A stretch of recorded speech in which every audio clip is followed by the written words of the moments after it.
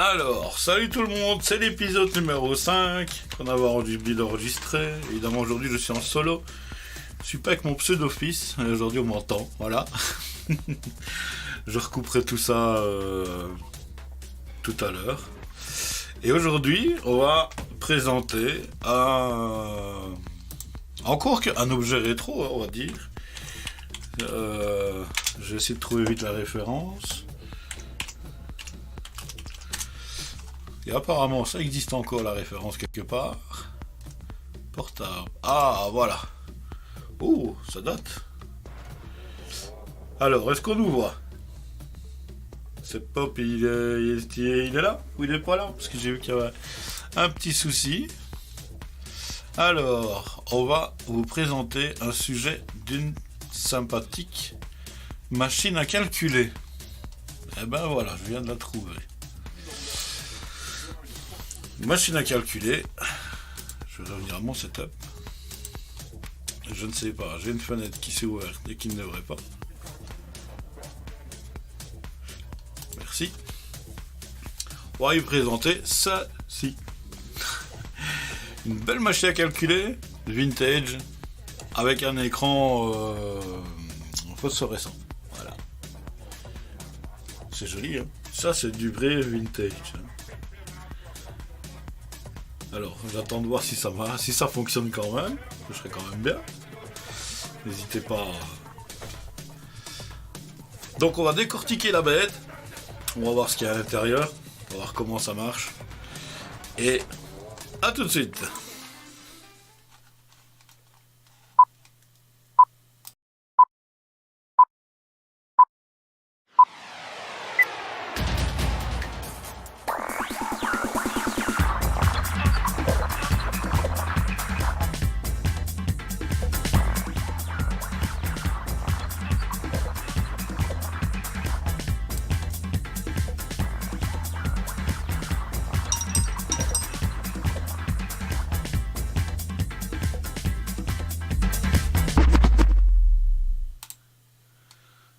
Alors aujourd'hui, dans Comment c'est fait, voilà, on vous présente aujourd'hui, c'est l'épisode numéro 5, je ne l'ai pas marqué et on s'en fout, je le marquerai dans la description. On va décortiquer cet objet vintage, qui est une calculatrice avec un écran, pas LCD, mais c'est un écran lumineux, voilà. On voit un peu mieux. À mon avis, les batteries sont un petit peu à plat parce que ça disparaît tout doucement.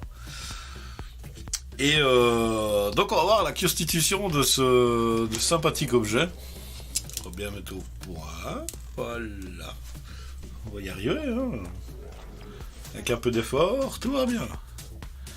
Voilà. Objet fabriqué par Sharp Corporation. Donc la référence est une EL-8011. Donc c'était fabriqué dans les années 75. Voilà. Oh là, dimension, ça fait 17. Non, c'est pas celle-là. Qu'est-ce que je suis juste au-dessus. 135, 80 par 25. Voilà, pour la taille. 230 grammes. Machine à calculer qui pèse 2 tonnes dans un sac de cours. Fabriqué en 1975. Ah, c'est un single chips. Et c'est un display 8 digits avec fluorescent, écran fluorescent sous vide. Voilà. Et c'est un tube unique. Il n'y en a pas 36 dedans. Il y en a qu'un. Alors, bon, bah, on va enlever déjà les batteries et voir comment on va ouvrir la bestiole. J'espère qu'elle s'ouvre facilement. J'ai pas envie de la casser quand même. Ce serait quand même dommage, hein, comme un vintage. Alors, il y a une vis là. Ah. En plus, les piles sont pas de toute jeunesse, hein. Mais c'est vrai que ça ne consomme quasi pas grand chose, hein, donc on pourrait se permettre de mettre des piles à 2 balles là-dedans. Alors, petit tournevis en croix. On va essayer de faire ça gentiment.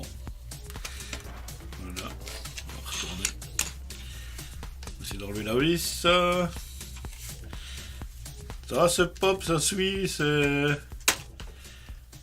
Tout va bien, vous comprenez tout. Si vous avez des questions, vous y allez, hein, faut pas avoir peur. Hein. Je n'ai encore mangé personne. Bien que des fois je devrais. Alors, on ouvre la bestiole. Je suppose qu'il doit encore y avoir une vis. Quelque part. Là, en dessous de l'étiquette. Non. Non, pas là.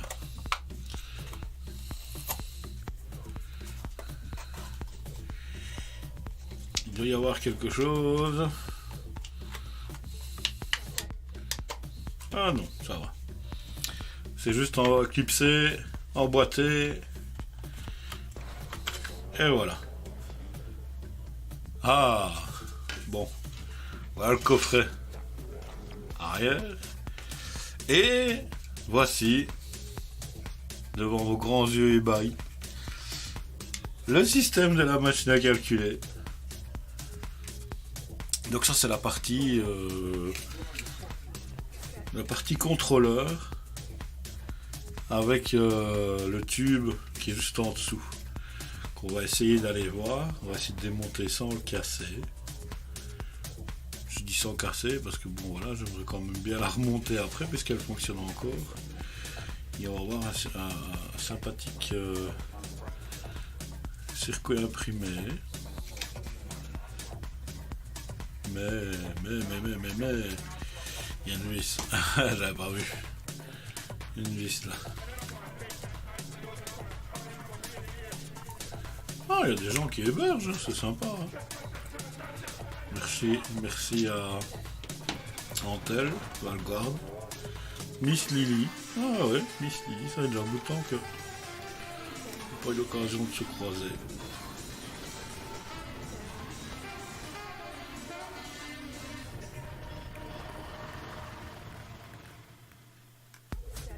Je sais pas, j'entends des bruits. J'entends des bruits bizarres.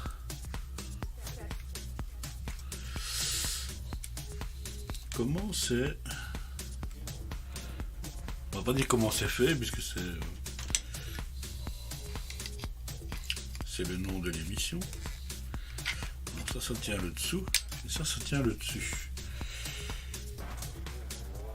La musique était bizarre. Ah bon? Mais c'est pas... Non, c'est pas de là. Je croyais qu'il y avait quelqu'un qui était même dans le soupirail.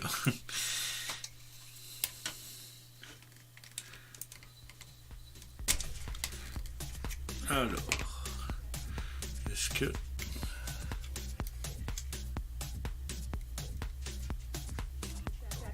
Bon, c'est peut-être quand je remets le bureau. Ah oui, on peut le tourner. Oh, qu'est-ce qu'on aperçoit? Je vais pas le tourner 36 fois. Hein, parce que... Alors, qu'est-ce qu'on aperçoit là?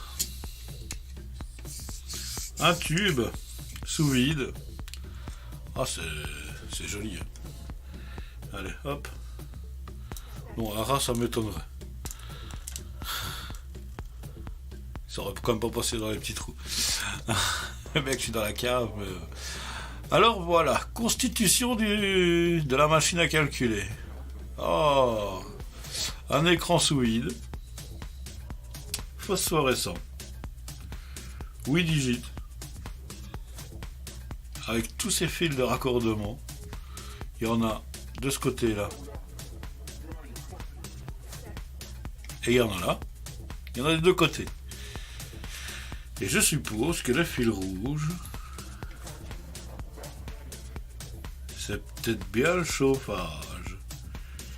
Puisque pour fonctionner, il y a, si l'on regarde comme il faut, on va essayer d'aller mettre la cam dedans.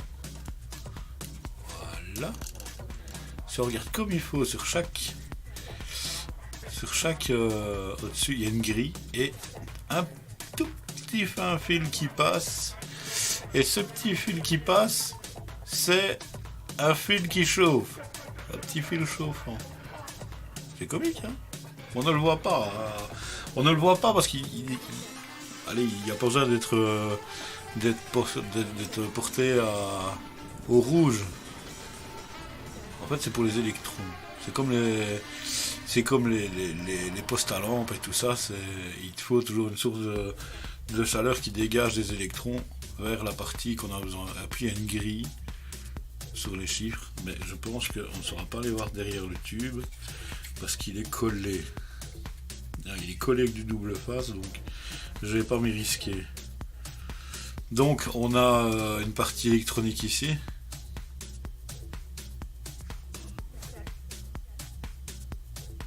Ah non, je sais ce que c'est.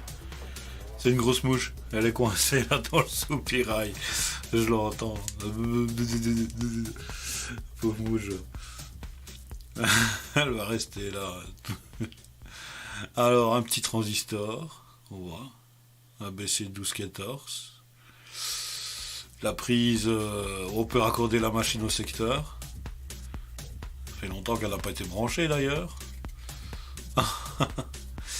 Et ce qui frappe au premier regard quand on ouvre la boîte, c'est le circuit imprimé qui, lui, n'est même pas verni. Ou alors, non, même pas. J'aurais même pas pour dire une couche de vernis là-dessus. C'est... Attends, voilà. Voilà le circuit imprimé. À l'ancienne, évidemment. Hein. Ça, c'est vraiment à l'ancienne. Alors, celui qui sait pas, ne décolle rien, ça porte pas bonheur. Pourquoi? Non, j'ai pas tout compris là, décolle rien. Ah ouais, non, ça va, ouais, avec l'écran. Alors, pour faire fonctionner ces écrans-là, évidemment, c'est pas avec les petites piles que ça marche. Donc, il y a un rehausseur de tension qui est là. C'est là, avec le module de la self. C'est une self, hein, ça. C'est un genre de petit transformateur bobiné, léger. Vraiment, je vais essayer de le montrer, il est là. Voilà. Ah, ding, ding, ding, ding. Je sais pas, je reçois des notifications, il y a rien qui se marque sur le téléphone. C'est sympathique, hein. On aurait peut-être dû le mettre en silencieux aussi. Ah ouais, non, ça va. C'est les autres qui se mettent à... Et donc on voit toutes les pistes. C'est pratique parce que ça c'est un truc qu'on peut vraiment, on pourrait vraiment aller se balader avec un oscilloscope dedans et voir un petit peu les signaux. Il y a des fois des petits, je sais pas, il y a certaines zones où il y a, alors le bac de piles. Bon bah les ressorts et tout ils sont soudés sur le deuxième circuit imprimé. Il y en a un deuxième. Alors peut-être que, allez si vous êtes gentil. Je vais essayer de le défaire. C'est quand même délicat, hein. J'y vais quand même avec délicatesse. Là, vous êtes silencieux aujourd'hui. À part Chantal qui cause, comme d'habitude. Le jour où elle causera plus, on se posera des questions.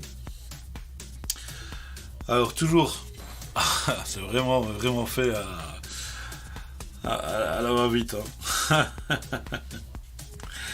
Là, et toutes les touches là, c'est toutes des gaufrettes comme les télécommandes, ceux que j'ai discuté l'autre jour. Et d'ailleurs justement, ça tombe bien, on va peut-être pas. Non, on va pas le faire parce que c'est quand même très délicat celui-là. Ben, j'ai regardé parce que c'est plusieurs couches. Donc dans la partie gaufrée ici, on voit bien les... Donc à chaque gaufrage qu'on voit ici, c'est une touche. Correspond à une touche du clavier. Et l'interrupteur de mise en service, eh ben, figurez-vous, il est là. Voilà l'interrupteur de service. Ça c'est... donc quand on met ces deux-là ensemble, donc il y a un pont sur l'interrupteur, qu'on voit ici. C'est vraiment... Je suis pas trop dépaysé, j'en ai déjà vu dans bien des pires que ça d'ailleurs. Donc en même temps, ce qu'on va peut-être pouvoir faire, c'est peut-être enlever un petit peu du gras qui est dessus. Voilà. Donc voilà le contact, ça c'est l'interrupteur on-off. les deux petites palettes là. Quand vous mettez les deux petites palettes ensemble, l'électricité passe et met en route le contrôleur. Le contrôleur, lui, c'est un HD 36290 de chez Hitachi. Hein, la marque Hitachi, on la reconnaît bien. Déjà à l'époque.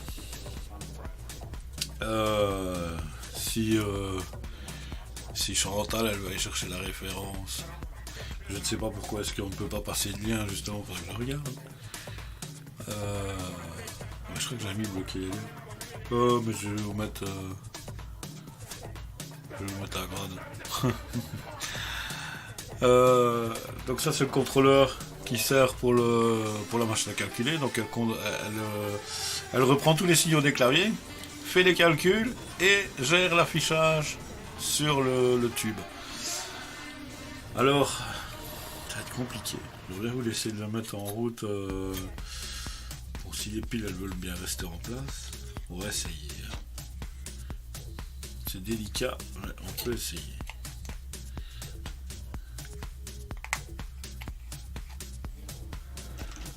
On va mettre la quatrième. Voilà. On va la retourner. Et il faut mettre ça en route. Donc comme j'ai dit tout à l'heure, il faut mettre les... Je vais l'envoyer un peu par là, la caméra. Un peu relevé, ça sera pas de tort.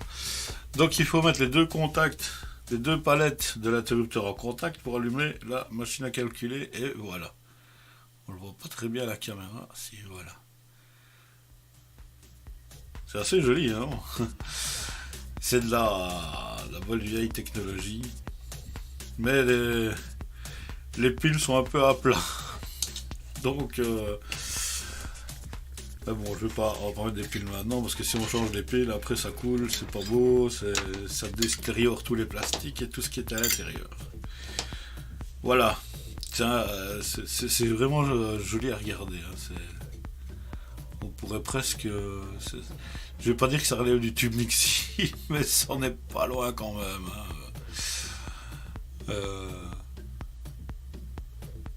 Pas que le tube Nixie n'a pas été embêté avec des tensions de chauffe et tout le bazar. Ça. Donc l'écran, le clavier évidemment, ben, il est c'est un clavier matrice 4x4. Hein. Donc ça fait 8 conducteurs. Chaque croisement c'est un contact. Alors, tant qu'on y est, on va regarder. Donc ça il faut pas perdre. Petit morceau à ne pas perdre. Toutes les vis sont pareilles, c'est ça qui est bien. Alors ici on a une feuille de plastique qui sépare la partie des contacts de la partie clavier. Voilà, qui a se déposé comme ça. C'est un genre de masque en même temps. On a une partie caoutchouc. Voilà, la partie caoutchouc. Alors c'est comme je disais, justement l'exemple il est là. On m'a une fois posé la question, comment nettoyer une télécommande?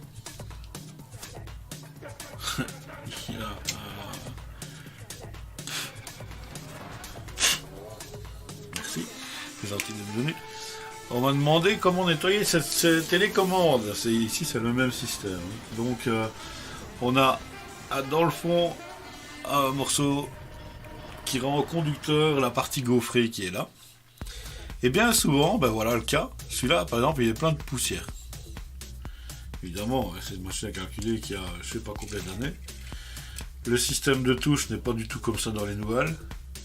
Ici c'est des ressorts métalliques. C'est une fine plaque métallique qui a été découpée de manière à faire des ressorts avec les touches. Alors là, et les touches, ils sont venus coller les touches. Les touches sont serties, voilà. Elles sont serties dans chaque trou. Donc les touches ne s'enlèvent pas. C'est un peu dommage, mais bon. Pour le nettoyage, ben, on repassera après. Donc, souvent maintenant dans les télécommandes, les touches, elles sont mises dans leur case. Et essayez de ne pas trop retourner la télécommande sans savoir qui était où et qui fait quoi.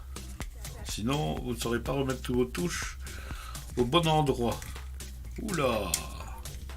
Voilà, l'interrupteur qui s'est barré. Merci. Donc comme ici, ben voilà, toutes les touches évidemment sont serties sur la ferraille ici. Donc elles se remettent en place facilement. Hein. Bon, il n'y a pas trop à pousser pour remettre ces touches-là en place.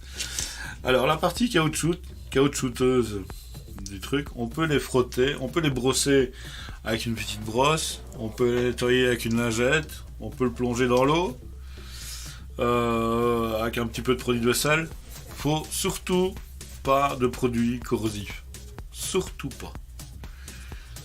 Ce petit caoutchouc là, il est aussi délicat qu'une feuille de papier, donc il faut y aller avec délicatesse. Si vous voulez vraiment le nettoyer à fond, bien que j'ai pas de lingette ici, mais bon, je vais pas trop le nettoyer non plus. C'est juste pour montrer les côtés qu'on peut nettoyer. Alors, bon, ici on nettoie la partie où il y a les touches qui viennent se poser dessus. Il faut que la partie ici en dessous, elle soit comme ça, clean. Plus c'est propre, et vous voyez, c'est pas gras. Il faut vraiment, on voit d'ailleurs le gaufrage qui est à peu près marqué sur chaque. On le voit légèrement, les petites lignes verticales. Donc ceci, la partie qui vient se mettre sur la partie gaufrée doit être propre, dégraissée, totale. Si vous le passez à l'eau, vous le mettez sur le radiateur et vous le laissez sécher. Pas évidemment des températures extrêmes hein, non plus. Hein, bon, il faut rester un peu logique hein, dans le système. Donc, on remet la partie ici. Bien souvent, il y a des repérages qui sont faits pour pouvoir remettre. Ici, on les voit, ils sont en plastique. On les voit ici, le premier là, deuxième. Il y en a au milieu. Et voilà, donc là, ici, pas très compliqué de le remettre. Si ce n'est que les touches doivent être bien mises dans leur position initiale. Voilà. Vous voyez que les plastiques correspondent très bien. Bon, on va remettre l'interrupteur parce qu'il s'est barré. Alors pour remettre l'interrupteur, je vais utiliser ma petite pince. La petite pincette. Tellement délicat à les remettre. Parce qu'il y a... Ils ont tout prévu hein, là-dedans. C'est pour dire, jusqu'à les ressorts, jusqu'au ressort on va mettre au point, voilà. Jusqu'au ressort en plastique sur le bouton power. Donc c'est un coulissant, hein. Il coulisse hein, le système. Donc c'est vraiment pour que ça rentre vraiment ici dedans. Mais on voit pas bien ici. Voilà. Pas évident avec les nouvelles caméras. C'est bien de pouvoir les balader. Merci à l'imprimante 3D d'avoir fait des pièces sympathiques pour la tenir. Donc, on va remettre cet interrupteur délicatement dans son emplacement. Voilà. Et après, on va remettre la tige, la partie métallique de contact là où elle doit être, évidemment. Donc,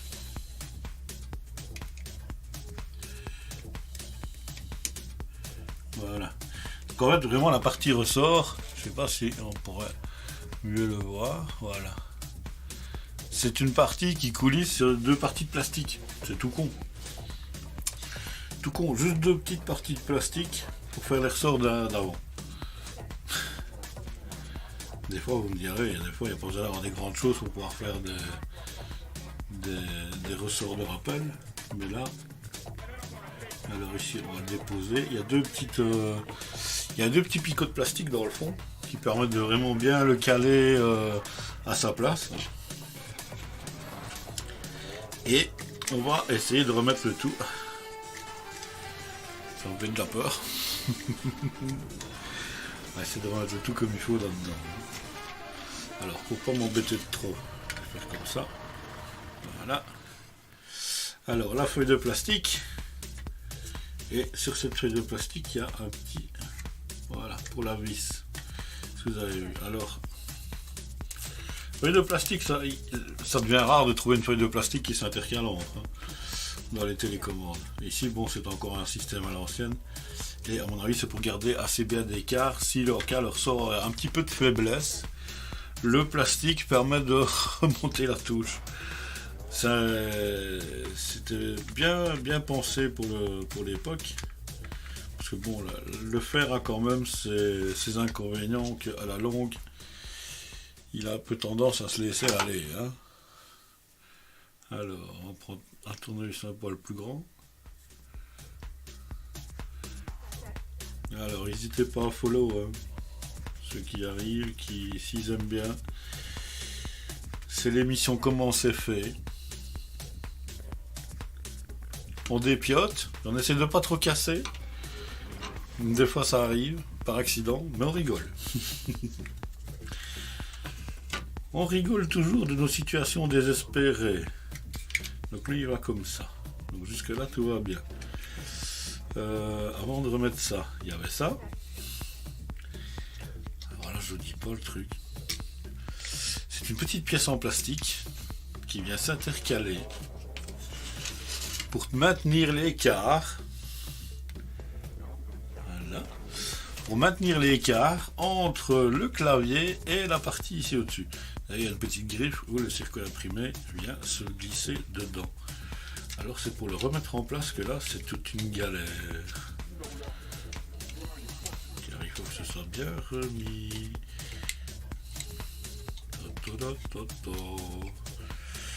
Si je le mets là et que je le fais coulisser.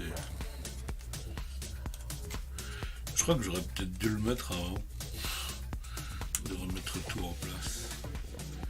Quoique là il est bien.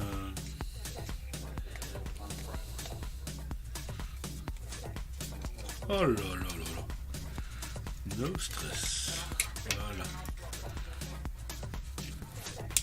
Voilà. Oh, tout en finesse. Voilà. Donc en fait on le voit bien. Hein. Il y a une partie en plastique qui pousse sur le circuit imprimé des touches. Parce qu'en plus sur ce circuit imprimé là, il n'y a que une seule vis qui le tient. Elle est là en dessous.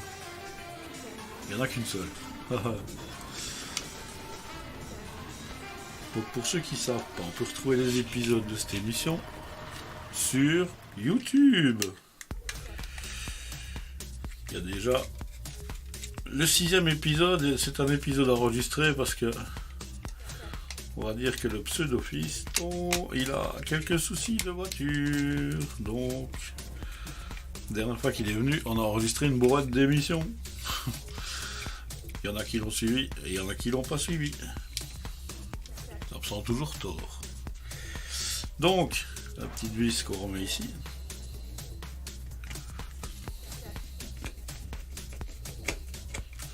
Avec le tournevis, ça va peut-être marcher mieux.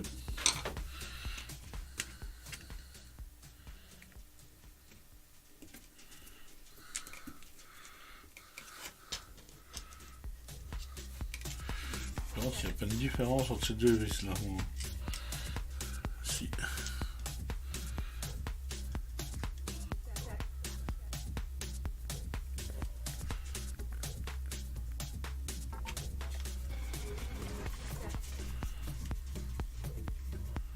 Voilà, ça c'est celle qui maintient le circuit imprimé principal. Oh. Je ne sais pas si je dois remonter ou si je dois descendre. Alors, la suite, petit boîtier, on referme le petit boîtier sympathique, il faut juste bien regarder, parce que les palettes pour les piles se remettent correctement dedans.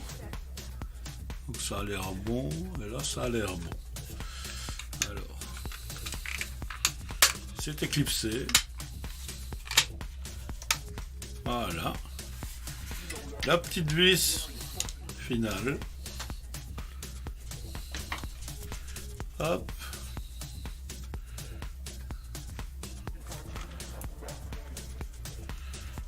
Voilà. La petite vis finale qui est remise. Les touches sont bien remises en place. On va réessayer les vieilles piles. C'est de la torture ça, les vieilles piles. En plus c'est pas toutes les mêmes. vous rappelle, quand on change des piles, on change des câbles pour rien du tout. Voilà. Ah, bah elle est déjà allumée. Donc elle n'est pas cassée. Regardez si les touches elles marchent. 1, 2, 3, 4, 5, 6, 7, 8, 9. Ok. 0 fonctionne. C, CE. Racine de 144, ça fait 12. Racine de 12, ça fait pas beaucoup. Voilà. C'était le petit modèle de chez Sharp. C'est 1975, 275. C'est encore plus vieux que moi. 4 ans. 4 ans. C'est déjà pas mal. Donc, c'est ce qui va clôturer cet épisode numéro 5 de Comment c'est fait.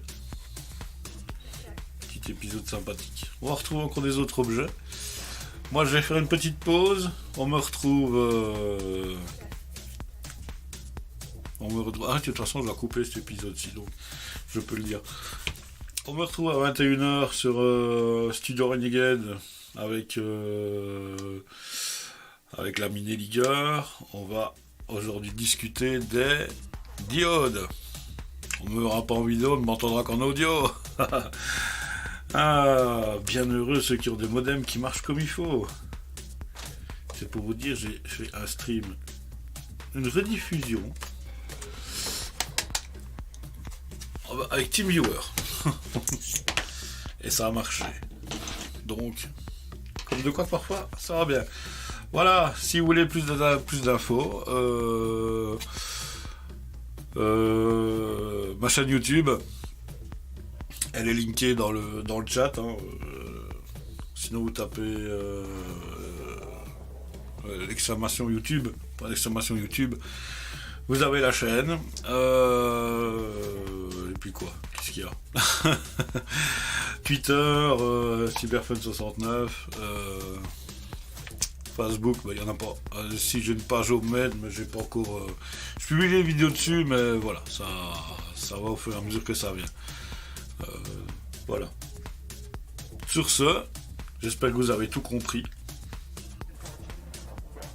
C'était quand même sympa, cette machine à calculer. J'espère que vous avez tout compris et on se retrouve d'ici peu pour un nouveau Comment c'est fait. Je sais pas quoi de quoi on va parler.